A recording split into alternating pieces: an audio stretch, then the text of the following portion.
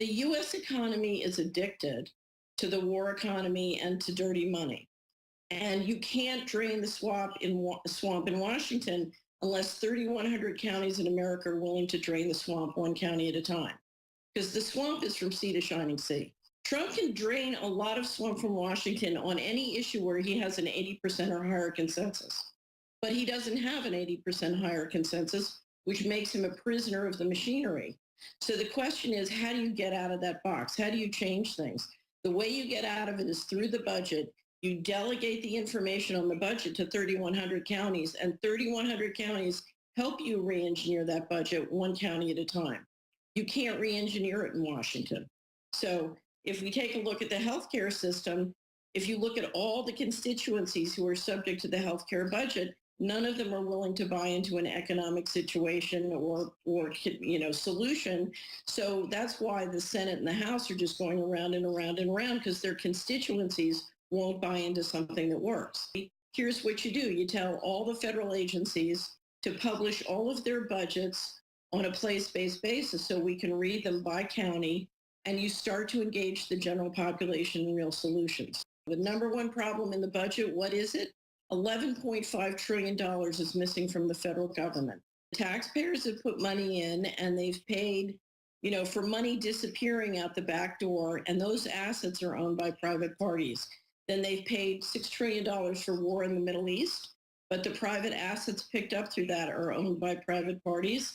And then finally, they've paid for all this technology through the black budget, and all that technology is owned by private parties. So if I keep putting money in a pot, but the money disappears or goes to finance somebody else's assets, I'm never going to be able to get it in balance. And with 11.5 trillion missing from the federal government, and the federal government refusing to comply with the laws about financial statements, we're in a situation now where we've had a financial coup d'etat, the money's stolen, and now everyone in Congress doesn't want to turn to the American people and say, you know something, the money you were going to use for nursing homes, it's gone. So you're talking about a machinery that is engaged in financing a reality which is completely different than the official reality. And the way I say it is, we've got one budget that is financing two civilizations, and the second civilization is completely invisible and non-transparent. Are we going to be a human civilization or an inhuman civilization?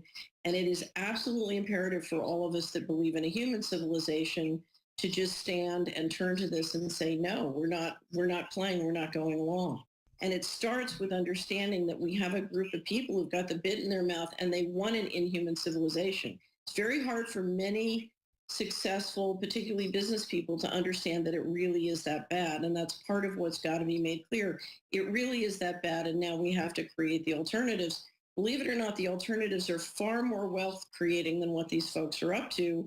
It's just more wealth creating for them to own all the wealth. So they would rather have a smaller pie that they control than a much bigger pie. And it's contingent on the rest of us to say, wait a minute, there's a plan that includes all of us that has a much greater pie. In fact, if you get the local business people, the local banks, the local farmers in a room and start going through the federal budgets and financial statements for your county, just bring it down to a place-based basis.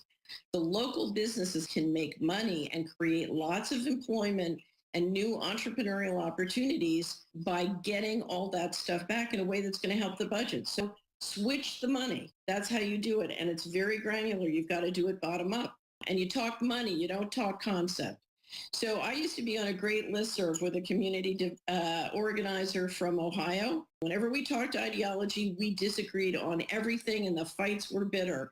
Every time we talked about what we needed to do in a local neighborhood and we had a budget and we had the numbers, we agreed in 95% of the time.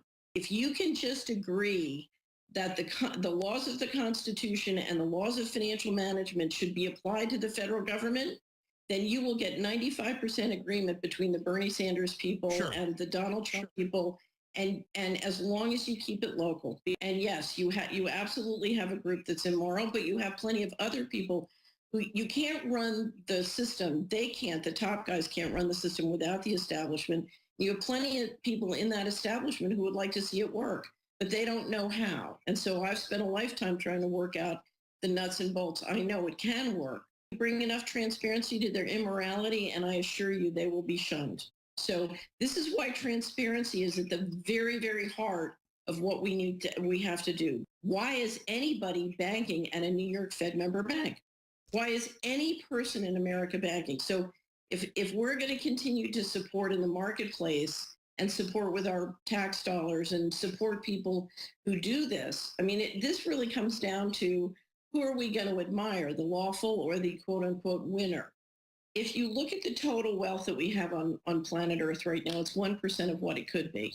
So Trump's a money guy, and he understands the possibility to dramatically increase the total pie. What he's up against and starting to understand is the very top of the top don't want to optimize the total pie. They want to keep very tight control and continue to run things in secret.